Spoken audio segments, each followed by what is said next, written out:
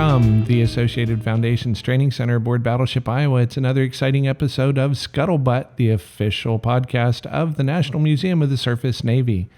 I'm joined today in the studio with our producer, Marianne. Hello. Nuts and bolts, Mike Getscher.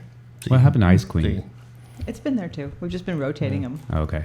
My name's David Canfield. I am the tech guy on board. And back in studio today is our fearless leader, Jonathan Williams. He doesn't have a nickname yet. Why doesn't he have a nickname? Because I avoid the award nicknames. winner. Oh, he's the award winner. I'm the award winner. He has a number of nicknames. We just can't say them on the air. Kyle has the most number of nicknames. He said He at does. least 5. I Kyle think. got a new nickname since you've been here. What did he get? Dr. Doolittle. Dr. Doolittle. He is Dr. like he's Doolittle. the cat He has whisperer. cat whisperer. Yeah. It's not like Stan that got Dr. Wood. No, Yeah. he had all kinds of stories about the cat. So The cat. yeah. Okay. It was very emotional. Very emotional. That's one way to put it. I'm not going down that line. So what I are we can here think to of all talk kinds of- about today? Well, I disappeared for about 6 to 8 weeks for schedule reasons and really buried my head into looking at 2023. And I think we're going to do an episode after this talking about where we're going. But during that time, we also took a voyage west, not on the Pan Am Clipper, but we took a voyage on one of our favorite airlines. I think we all flew Southwest Airlines. If we have anybody from Southwest Airlines out there, I've been working on them for years to get them involved.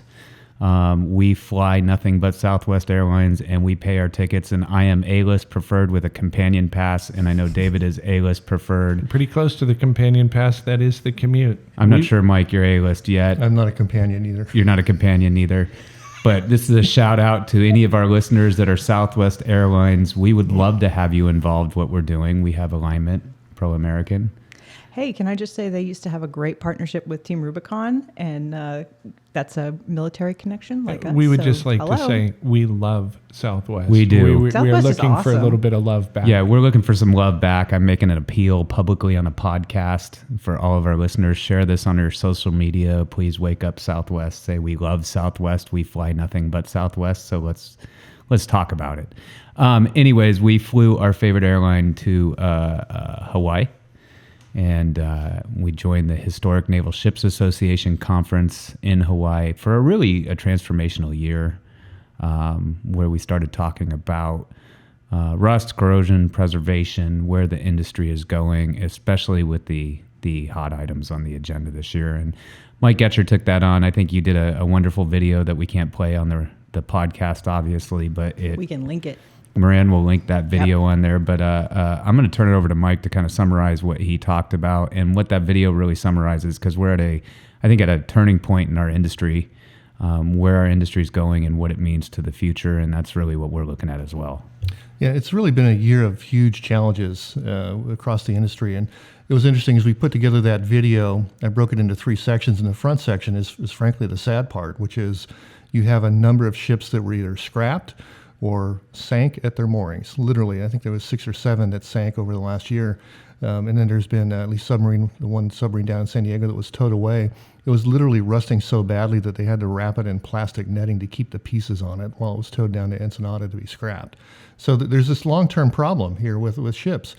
You know, battleships in theory are thicker hull, they're thicker skin, whatever, and you think they might last forever. The reality is it's not true. The USS Texas just went into dry dock, and literally in some areas, the paint was holding her together. You know, that's how bad. And she was built in, correct me, David, 1911, 12, 13, something in that range. You know, so she's well over 100 years old. But, you know, for years of not having some of the right care, you know, back in the late 40s, early 50s, you know, she's really suffered now. Literally, when you look at the side of that ship, it's bent in just because of the water pressure. That's how bad it was. So really there's a huge call now to say, let's pay attention. Some of these ships were designed with materials, the hull, and in the case of the USS the Sullivans, the thinnest component of the hull is less than 1/4 of an inch thick when it was brand new in 1943. So you really have to care for these things. There's some difficult environments. So it was the front end of that video was cool. Well, not cool. It was sad. You talk about that. The middle of the video is really about the amount of money it takes to recover from long-standing issues. The USS Texas is probably the one, big one to talk about. They have spent $94 million over the last 15 or so years just to keep her afloat. $94 million. And they're spending another $20 million on her right now.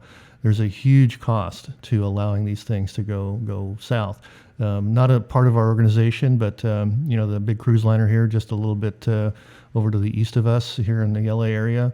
There's some estimates upwards of $250 million just to repair her. And then the other thing that's kind of hard to get your head around is if you can't repair, if you really are giving up the ghost here for taking care of the vessel and you want to get rid of it, just scrapping them or sinking them has phenomenal costs. The Texas, going back to them again, they had an estimate from a major engineering firm, an international engineering firm, that scrapping her in place would have cost about $28 million. And then once again, that cruise liner here not too far from us had a major engineering firm, again an international firm, say it would cost about $120. So there's some huge costs involved with this. And they snowball. I mean, if you leave them, it's cliche to say a stitch in time, right? But the longer you wait, the more expensive it is just to get back to zero. Right. Yeah, and that's really it. So on the front end, of course, we want to do better here with the ship. We're a little bit lucky on the Iowa. We have a ship that was taken care of by the Navy up until the moment they gave it to us back in 2011. And they did a pretty good job, So we're kind of the beneficiaries of that. We are rather.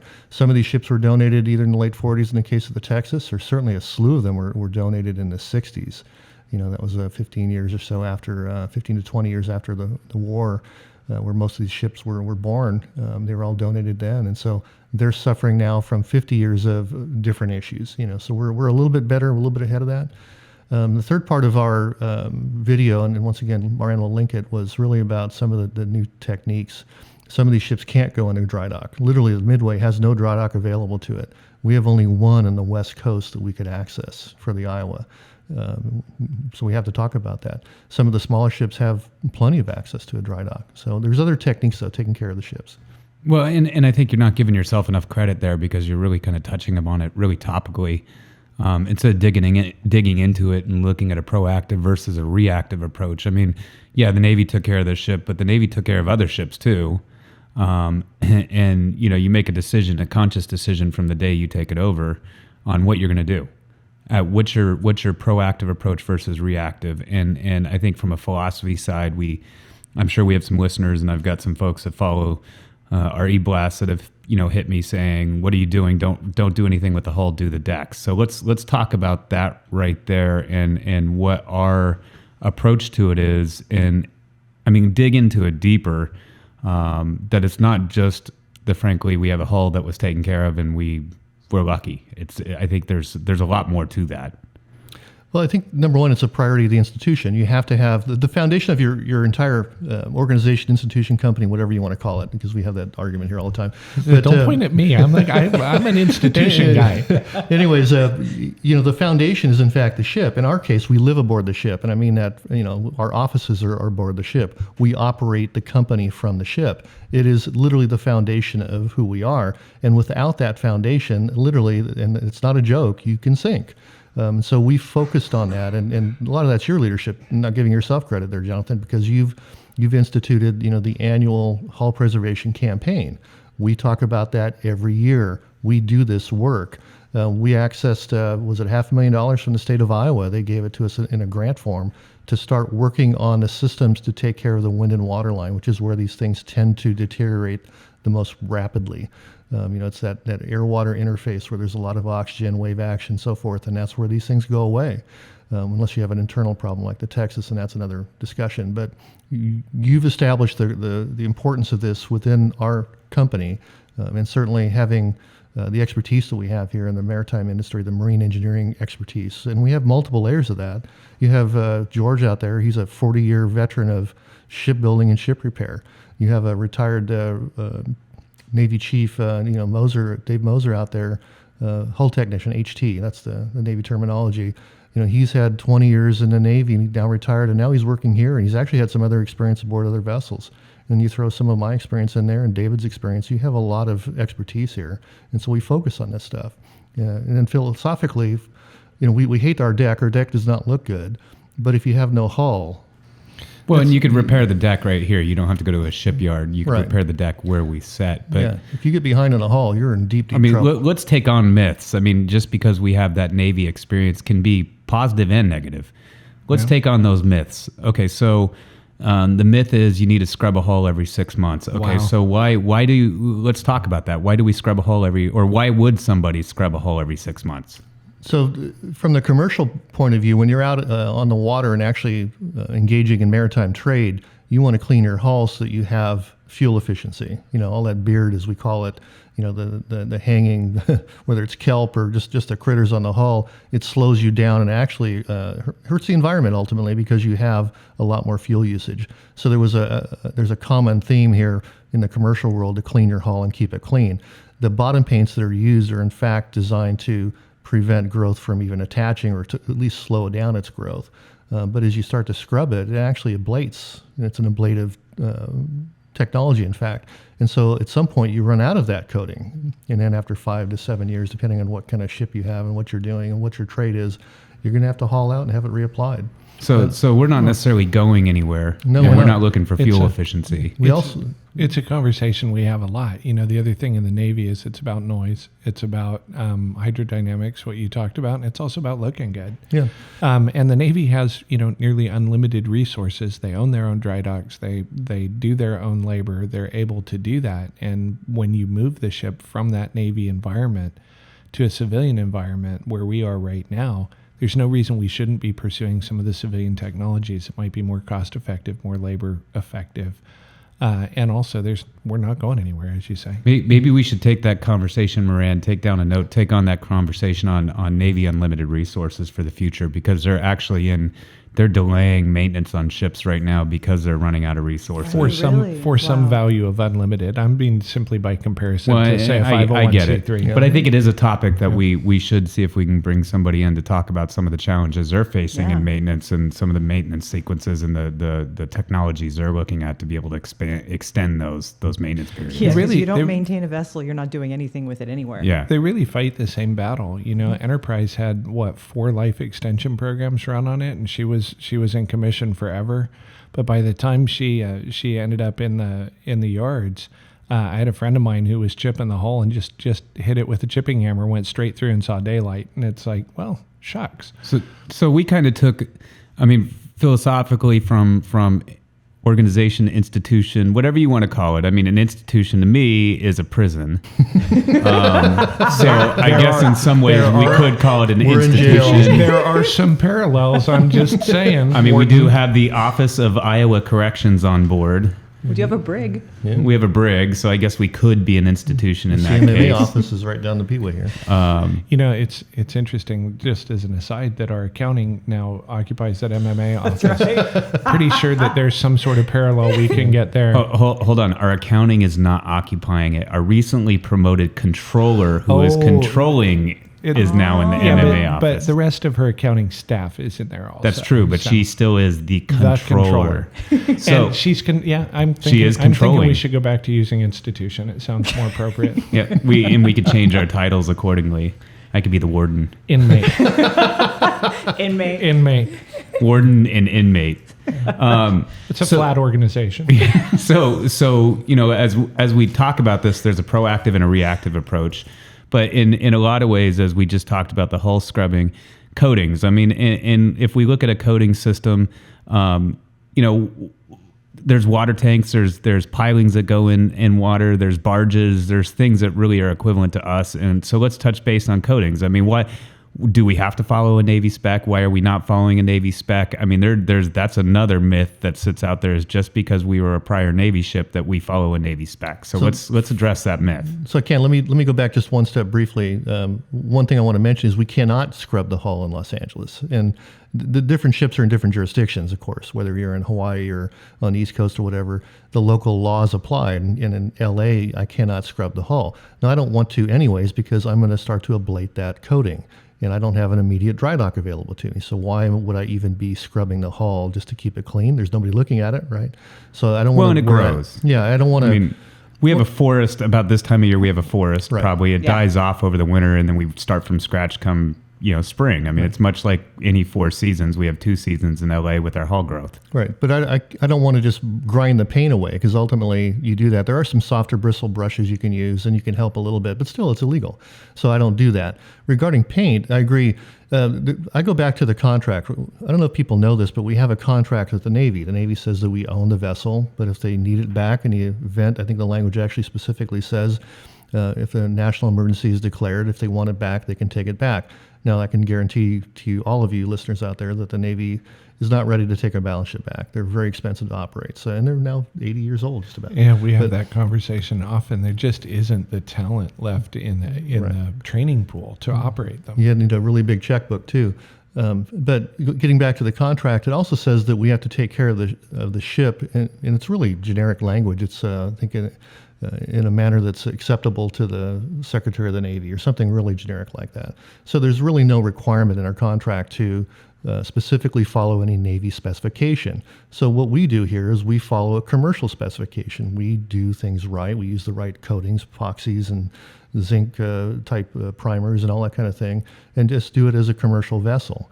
But there is a feeling, I think, in certain parts of this industry that you either have to comply with the Navy, which literally has no legal or contractual basis, or do it the way the Navy did it out of a sense of agreement with the historic nature of the vessel. That's kind of a weird one for me too, and I've seen that. Yeah, it's odd. I'm often asked, I mean, it doesn't have to do with coatings, but I'm often asked, do you guys still Holy Stone the deck? And I'm like, no, we use a Holy Deck Sander. and the reason we use a Holy Deck Sander is I don't have 2,000 people out there to get the stuff done. I've got one. Right. Yeah. Now, some of the coatings we're using are very sophisticated, and they're actually being used by the Navy because they're excellent coatings, but there's no requirement to follow a Navy specification. There's no ruling. The Navy pulls their ships out of the water, I want to say every 5 to 7 years, nominally. That's their plan. And in our case, it wouldn't be done. Frankly, we're hoping to never do it. We want to continue to do this work in the water. Because it's a heck of an investment for us to go to any dry dock. And once again, some of these ships can't even go. You have to do things differently, though, because these ships are not designed to have an indefinite lifespan. And if you want to preserve them as a museum, what you're really saying is, I want to preserve this for time immemorial. Right. And that is a different approach. It's a different maintenance approach than the Navy needs. The Navy has an asset that they use to accomplish a mission for a specific lifespan. And if we maintained it that way, then at the end of that lifespan, then the ship would be done. Well, in reality, as Navy's adjusting its coatings right now too. So, it just popped in my mind. If we have any listeners that really want to make some money,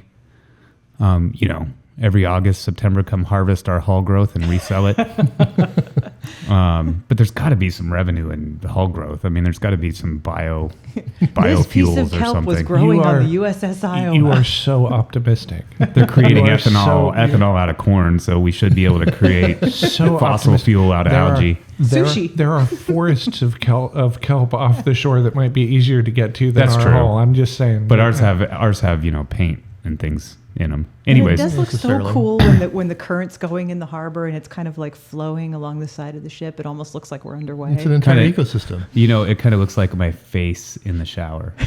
Way TMI. Way anyways, TMI. so as we dig in, so we talked about coatings, but then there's corrosion and anti-corrosion systems, and what you've now discovered in the structure of this ship, which is rather phenomenal, let alone what the structure of the rest of the ship fleet may have based on how it was built. So dig into the corrosion side of things. So a couple things. The ship is actually made of 3 different types of steels. Most people don't even know that. Sometimes called a trimetallic hull. You have mild steel, much like what we would call an A36, the standard steel that you would go down to the local steel shop and buy a piece of angle iron or whatever it might be. Then they had some high tensile strength steel, HTS, which we think is nominally like an HY80, so it's an 80,000 PSI tensile strength steel. And then you have the armor plate, which is it's called STS, special treatment steel, and it's about 110 to 120,000 PSI tensile strength. It's some tough stuff, and it's got a high nickel content and everything. What's interesting is, too, that the ship is welded in some areas, mostly from on the mild steel and some of the HTS, and it's largely riveted at the STS plate, the armor plate on the side of the hull, which there's 2 strakes or planks, if you will, 8-foot planks, really wide planks of STS plate down there, 1.5 inches thick. but they're also riveted with these mild steel rivets. And so over time, you have this dissimilar metal problem between these different styles of steel, let alone from truly different materials. Dissimilar metals is a real problem in the maritime industry. If you put a piece of steel and a piece of aluminum and bolt it together and dump it in the water, that aluminum is going to go away. It's going to just completely, the galvanic action is going to literally just destroy it. Let's compare it to something that maybe some of our listeners may be more aware of: piping, house piping. Oh, yeah. Going from galvanized to copper. To copper. You have to have the decoupling piece, something that breaks that connection. It's an electrical connection between the copper-based piping and the steel-based piping. So what happens is the weaker metal actually sacrifices itself. Absolutely. Yeah, it just destroys itself. And there's a passive protection for cathodic, as we call it, cathodic protection. That would be a zinc on the bottom of a ship. They're very typical. Even the local yachts have zincs on them on the shafts and so forth. But we also have something called impressed current, which means we impose this very low-level voltage just surrounding the hull and the water to arrest or stop the galvanic action that's actually occurring. Now, all that does is just stop what's happening or slow it down so much that it's almost imperceptible. But that doesn't correct an existing problem. It's not like the material goes back. It just stops it. So with that said, okay, so you've got impressed current systems or cathodic protection systems. Now, that is a great way to maintain a hull, but let's talk about what happens if you don't maintain that impressed current system. What could occur? Well, you end up with a tremendous amount of corrosion.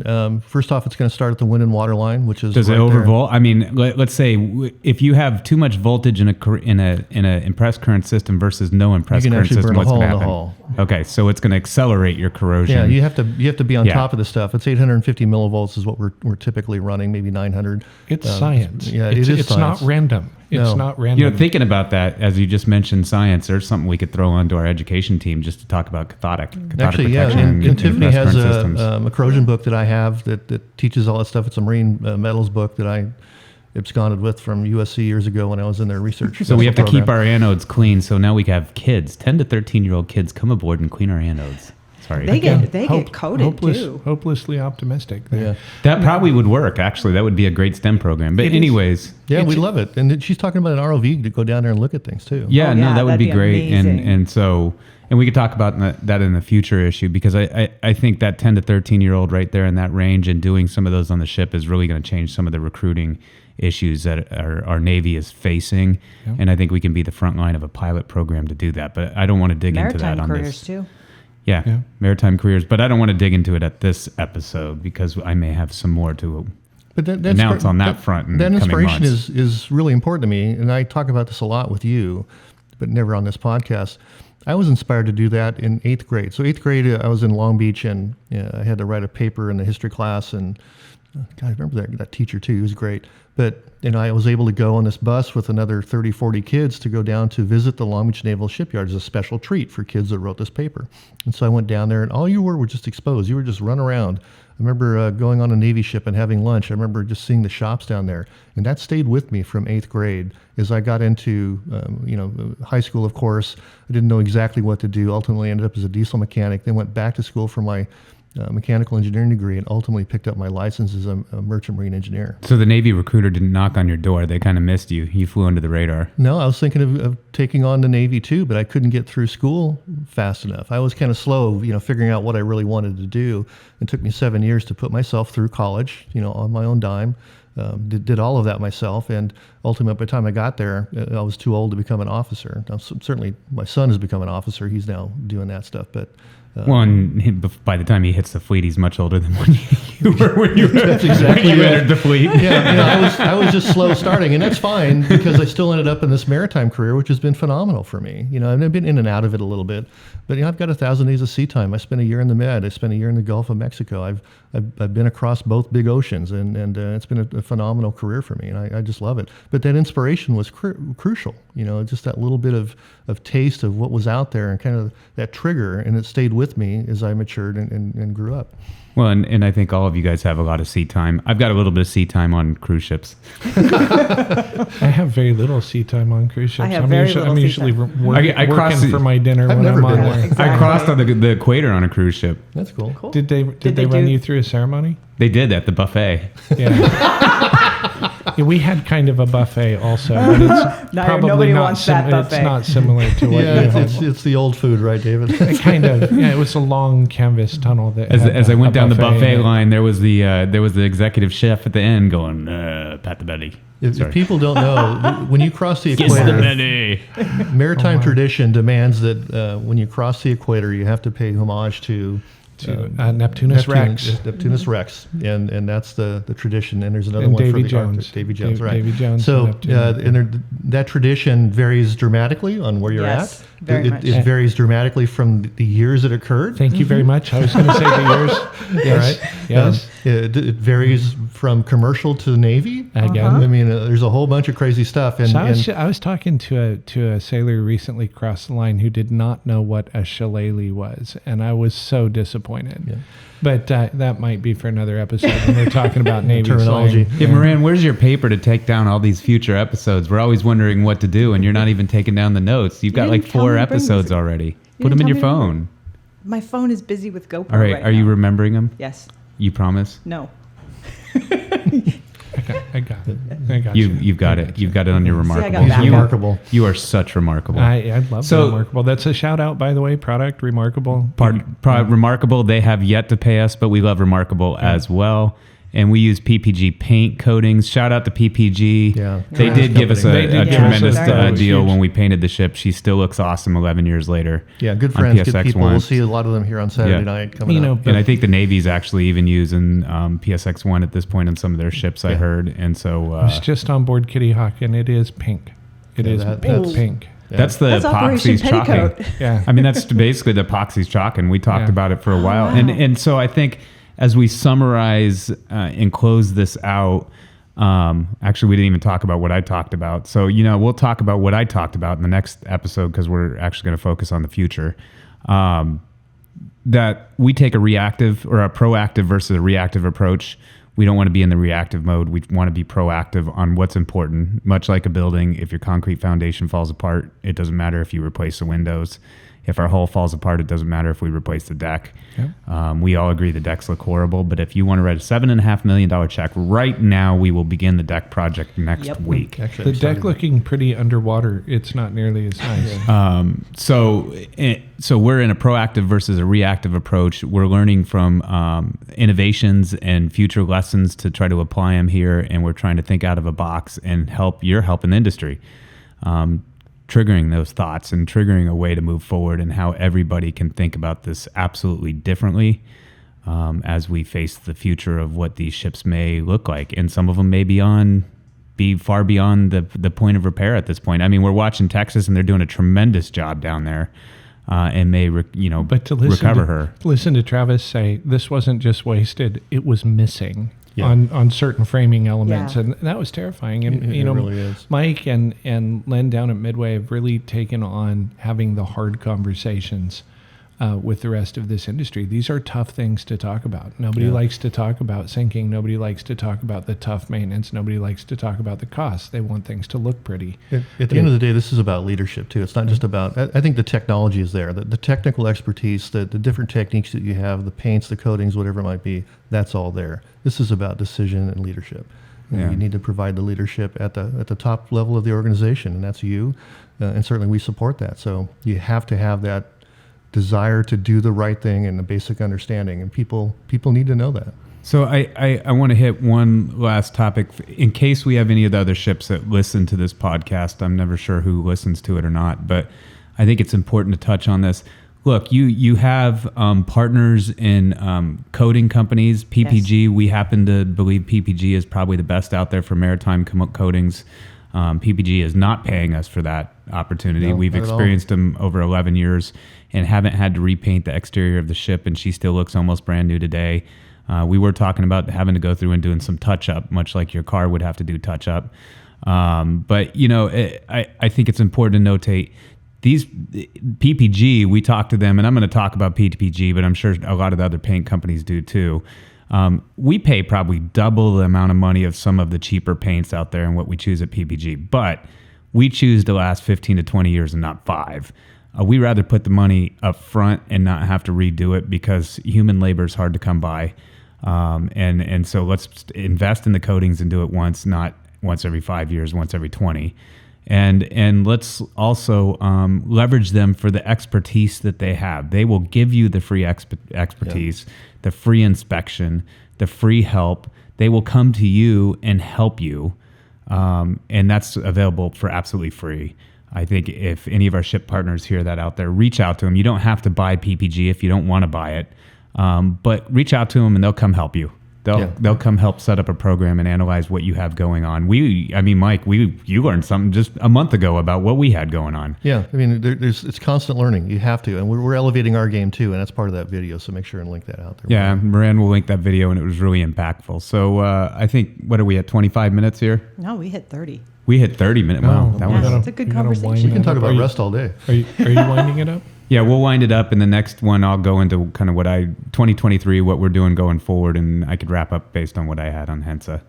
Okay. If that works. Yeah. That works. All right. So, the standard wrap up here. If you have comments, questions, rude gestures that you want to mail to us, send those to podcast, PODCAST, podcast at labattleship.com, or as I like to say, labattleship.com.